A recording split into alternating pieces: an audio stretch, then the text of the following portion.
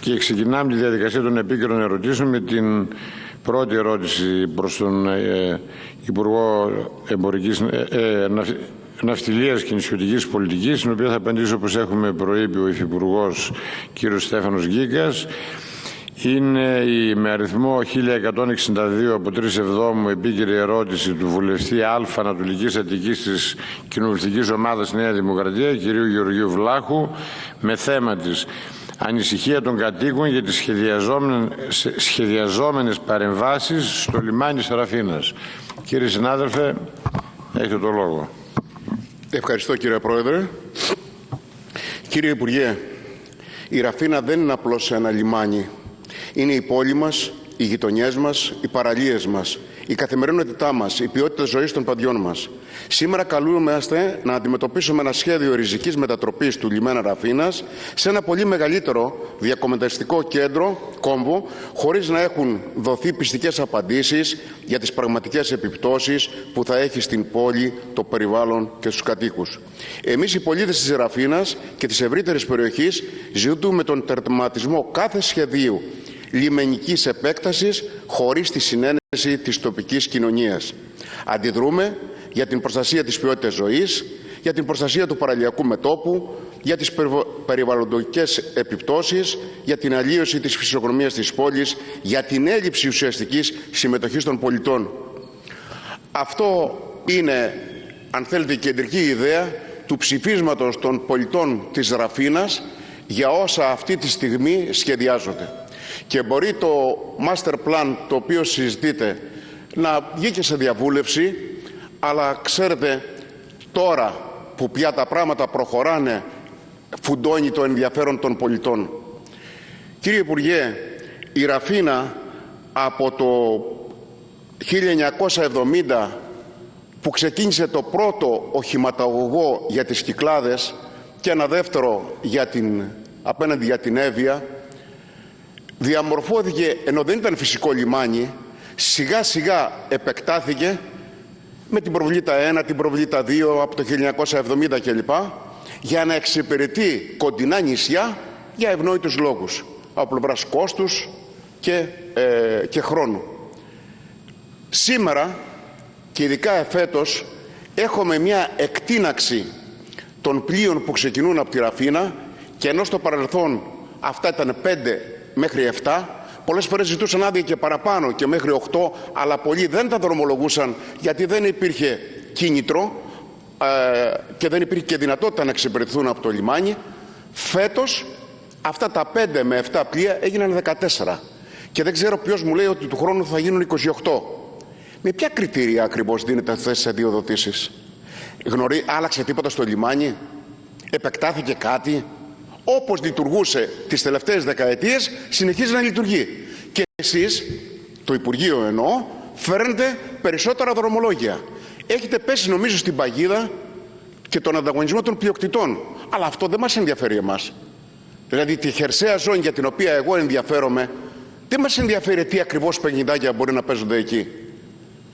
Και βεβαίως, ναι, το λιμάνι να εξυπηρετήσει καλύτερα τους κατοίκους. Σε αυτό θα πούμε ναι, με τη συνένεση όμως της τοπικής. Ευχαριστούμε, κύριε συνάδελφε. Το λόγο έχει τώρα για την πρώτη απάντησή του ο κύριος Γκίκας. Κύριε Υπουργέ. Ευχαριστώ, κύριε Πρόεδρε. Αγαπητέ συνάδελφε, πράγματι ξεκινάω από το τελευταίο μέρος που είπατε. Το λιμάνι της Ραφίνας είναι ένα κρίσιμο λιμάνι για την ακτοπλοεία. Θέλω όμως να σας διαβεβαιώσω ότι για μας, για το Υπουργείο Ναυτιλίας και Νησιωτικής Πολιτικής, τα θέματα ασφαλείας είναι μεγάλη σημασίας, της μεγαλύτερης δυνατής σημασίας, οπότε το λιμάνι της Ραφίνας λειτουργεί με τους κανόνες ασφαλείας που πρέπει. Μπαίνουν τα καράβια αυτά που πρέπει και όσα δεν μπορούν να μπουν παραμένουν ή αλλάζει το χρονοδιάγραμμα. Όμως θέλω να απαντήσω στο πρώτο ερώτημά σας, το οποίο είναι ουσιαστικό πράγματι. Να σας πω ότι ήδη από το 2022 ο φορέας διαχείρισης, που είναι ο οργανισμός λιμένος ΑΕ, υπέβαλε στην αρμόδια υπηρεσία τον φάκελο του Master Plan. Επίσης η ΕΣΑΛ, η Επιτροπή Σχεδιασμού και Ανάπτυξης Λιμένων, ήδη από τον Ιανουάριο του 2023 με απόφασή της γνωμοδότησε θετικά υπό όρους επί του Master Plan του λιμένου της Ραφίνας. Αυτή η υπό όρους γνωμοδότηση θετική είναι ένα βήμα, αλλά δεν συνιστά από μόνη της, όπως καταλαβαίνετε, τελική έγκριση. Η τελική έγκριση, όπως προβλέπετε, δίνεται με προεδρικό διάταγμα και μάλιστα με ενσωματωμένη περιβαλλοντική έγκριση κατόπιν τήρησης της διαδικασίας στρατηγικής περιβαλλοντικής εκτίμησης και έκδοσης της σχετικής περιβαλλοντικής εισήγησης από τη ΔΥΠΑ, τη Διεύθυνση Περιβαλλοντικών Αδειοδοτήσεων του Υπουργείου Περιβάλλοντος. Σε ό,τι αφορά λοιπόν το περιεχόμενο του Γενικού Προγραμματικού Σχεδίου, συνοπτικά, πράγματι, όπως είπατε, περιλαμβάνει τον καθορισμό χρήσεων γης και όρων και περιορισμών δόμησης στη χερσαία ζώνη, με επιμέρους ζώνες, όπως η ζώνη Α για αλλιευτικό καταφύγιο και υδατοδρόμιο, η ζώνη Β για επιβατικό λιμένα, η ζώνη Γ για λιμένα μεικτής χρήσης και η ζώνη Δ για παραλίες λουωμένων, καθώς και τον επαναχαρακτηρισμό του ορίου της χερσαίας ζώνης λιμένα με εξαίρεση σημαντικών περιοχών μη λιμενικής χρήσης, όπως είναι το Κόκκινο Λιμανάκι, η περιοχή του Αγίου Νικολάου, το ξενοδοχείο Άβρα, τμήμα του Πάρκου Καραμαλή, το κτήμα Μποκόρου και βεβαίως η παραλία Μαρίκες. Περιλαμβάνει επίσης πρόγραμμα λιμενικών και κτηριακών έργων και έργων υποδομής, όπως επεκτάσεις, βυθοκορήσεις, αναβάθμιση αλλιευτικού καταφυγίου και άλλα. Θέλω να σας πω όμως το εξής. Η στρατηγική μελέτη περιβαλλοντικών επιπτώσεων διαβιβάστηκε προς γνωμοδότηση στις συναρμόδιες αρχές και όπως γνωρίζετε τόσο ο Δήμος Ραφίνας με το Δημοτικό του Συμβούλιο εξέδωσε ομόφωνα αρνητική γνωμοδότηση, όπως και η Περιφέρεια, αντίστοιχα το Περιφερειακό Συμβούλιο, αρνητική γνωμοδότηση. Αυτή τη στιγμή λοιπόν ακολουθεί τη διαδικασία, λαμβάνονται βεβαίως υπόψη όλα τα στοιχεία της διαβούλευσης και μετά την έκδοση της περιβαλλοντικής εισήγησης από την Διεύθυνση Περιβαλλοντικών Αδειοδοτήσεων θα συνταχθεί το σχέδιο του Προεδρικού Διατάγματος στην τελική του μορφή, θα εισαχθεί εκ νέου στην Επιτροπή Σχεδιασμού και Ανάπτυξης Λιμένων και βεβαίως θα υποβληθεί στο Συμβούλιο της Επικρατείας για τον προβλεπόμενο έλεγχο. Άρα υπάρχει διαδικασία η οποία εξελίσσεται, μπορεί να υπάρχουν προτάσεις, όμως περνούν από τη βάσανο διαφόρων οργάνων και βεβαίως του Υπουργείου μας. Στην δευτερολογία θα... Ευχαριστούμε κύριε Υπουργέ. Το λόγο έχει για τη δευτερολογία του κύριος Βλάχος. Κύριε συνάδελφε. Κύριε Υπουργέ, μου είπατε τι περιλαμβάνει το Master Plan. Αυτά λίγο πολύ τα ήξερα. Και αυτά είναι που μας ανησυχούν. Γιατί μου λέτε τι εργασίες θα γίνουν στο λιμάνι, αλλά δεν μου λέτε πώς θα φτάνει κάποιος στο λιμάνι. Διότι εσείς αυξήσατε τα δρομολόγια και εδώ είναι ένα ερώτημα προς το Υπουργείο. Γιατί δίνετε έγκριση περαιτέρω δρομολογίων, δηλαδή γιατί πρέπει το πρωί να φεύγουν 8 καράβια από το λιμάνι της Ραφίνας την ώρα που διανυκτερεύουν 4 και τα άλλα 4 ψάχνουν κάπου μέσα στον Ευωικό κάπου να διανυκτερεύσουν. Και όπως είδατε και προχθές με αφορμή την απεργία, δεν με αφορά εμένα αυτό, αλλά το αναφέρω. Είδατε, έχετε επιβάλει στα πληρώματα να διανυκτερεύουν στα καράβια που είναι κάπου μέσα στον Ευωικό. Αυτά, γιατί αυτός ο συνοστισμός σε αυτό το λιμάνι? Σας είπα, δεν είναι φυσικό λιμάνι η Ραφίνα. Δεν μπορεί να δεχτεί εκ των πραγμάτων αυτό το φορτίο που εσείς επιβάλλατε. Γιατί δίνετε συνεχώς άδειες για δρομολόγια? Και τώρα έρχεται το Master Plan και λέει, αφού έχουμε μια κατάσταση, να τη μονιμοποιήσουμε με το Master Plan.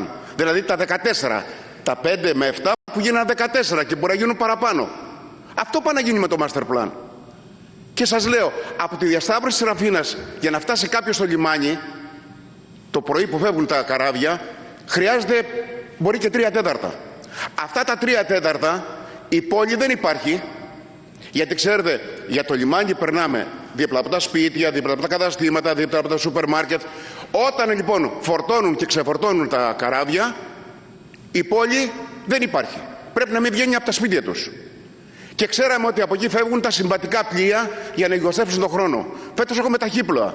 Τα ταχύπλοα τώρα πια είναι πολύ μεγαλύτερα και παίρνουν και οχήματα.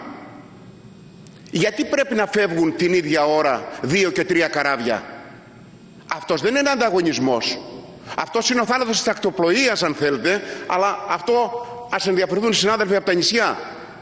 Εμένα δεν είναι στην προτεραιότητά μου αυτό. Γιατί πρέπει να γίνεται δηλαδή το πρωί να φεύγουν 2 και 3 καράβια συγχρόνως? Γιατί πέφτετε σε αυτή την παγίδα? Εκείνη την ώρα η πόλη έξω δεν υπάρχει. Γιατί πρέπει να δουλεύουν οι μηχανές νύχτα μέρα δίπλα στον οικιστικό ιστό της πόλης? Η πόλη, αυτό μην το ξεχνάτε, η Ραφίνα, μάλλον το λιμάνι βρήκε την πόλη, όχι η πόλη το λιμάνι. Και τώρα εμείς το λιμάνι το αναβαθμίζουμε, το επεκτείνουμε, το κάνουμε χωρίς να λύσουμε κανένα πρόβλημα από πλευράς σύνδεσης, με αποτέλεσμα να ταλαιπωρείται ο κόσμος, αλλά κυρίως ταλαιπωρείται η τοπική κοινωνία, γιατί και η Ραφίνα σαν πόλη και αυτή μεγάλωσε, έχει περισσότερες ανάγκες. Τώρα αν θα αξιοποιηθεί η παραλία στις Μαρίγες που μου λέτε ή στο πάρκο Καραμαλή ή οτιδήποτε άλλο, αυτό να το δούμε.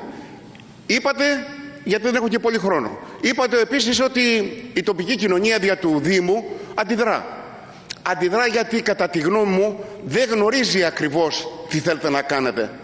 Θα πρέπει λοιπόν να δημιουργηθεί μια αξιόπιστη σχέση μεταξύ της τοπικής κοινωνίας και του Υπουργείου για να δούμε τι ακριβώς θα γίνει, γιατί η άγνοια φέρει την πλήρη απόρριψη και εμείς δεν είμαστε με την πλήρη απόρριψη, θέλουμε την αναβάθμιση.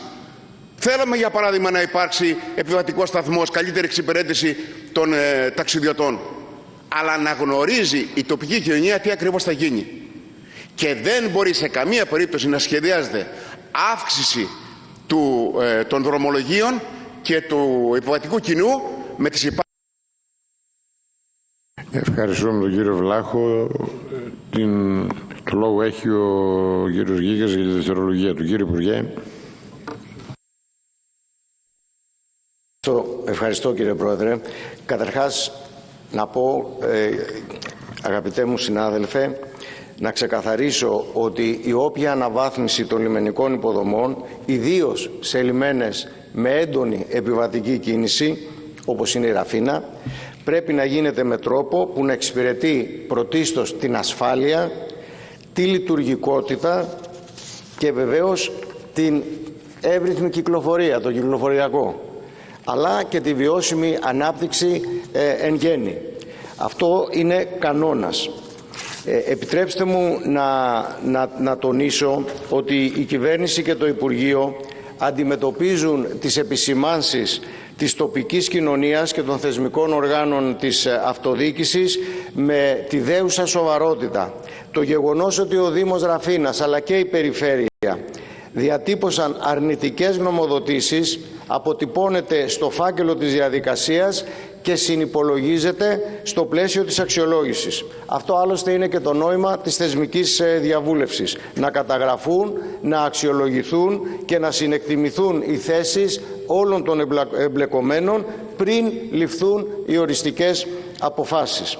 Επίσης, ήθελα να σας πω, επειδή κάνατε μια σωστή επισήμανση για το θόρυβο που δημιουργείται και για το περιβαλλοντικό αποτύπωμα ενός πολυσύχναστου λιμένος, να σας πω ότι στο πλαίσιο της ευρωπαϊκής πρόσκλησης του Εκτελεστικού Οργανισμού για το Κλίμα, τις Υποδομές και το Περιβάλλον, έχει εγκριθεί και χρηματοδοτείται κατά 85% από τον μηχανισμό συνδέοντας την Ευρώπη το έργο Decarbonizing the Greek Comprehensive Ports, που αφορά 4 λιμάνια, Ραφίνα, Λαύριο, Καβάλα και Κέρκυρα. Συγκεκριμένα στην Καβάλα προβλέπεται το έργο κατασκευής συστήματος ηλεκτροδότησης πλοίων κατά τον ελιμενισμό για 4 θέσεις ακτοπλοείας, που σημαίνει ότι 4 διανυχτερεύοντα πλοία, μόλις ολοκληρωθούν τα έργα, θα κλείνουν τελείως τις μηχανές και θα έχουν από την ηλεκτροδότηση από την ξηρά.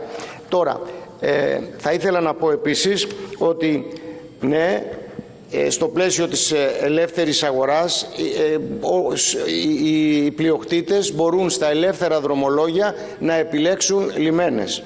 Αυτό γίνεται και πάντα γινότανε. Η δική μας η δουλειά ως Υπουργείο Ναυτιλίας και Νησιωτικής Πολιτικής είναι να διασφαλίσουμε ότι θα υπάρχει ασφάλεια.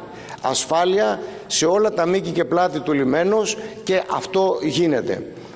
Αυτό που θέλω να σας πω είναι ότι ο Υπουργός μας, ο Βασίλης ο Κικίλιας, βρίσκεται σε συνεχή επαφή αυτή τη στιγμή που μιλάμε με τις πλειοκτήτριες εταιρείες που δραστηριοποιούνται στο λιμάνι της Ραφίνας, προκειμένου να βρεθεί μια λύση στο θέμα της αναχώρησης άφιξης των δρομολογίων, ώστε να μην δημιουργείται ο συνοστισμός που όντως δημιουργείται, ώστε να υπάρχει μια καλύτερη εικόνα.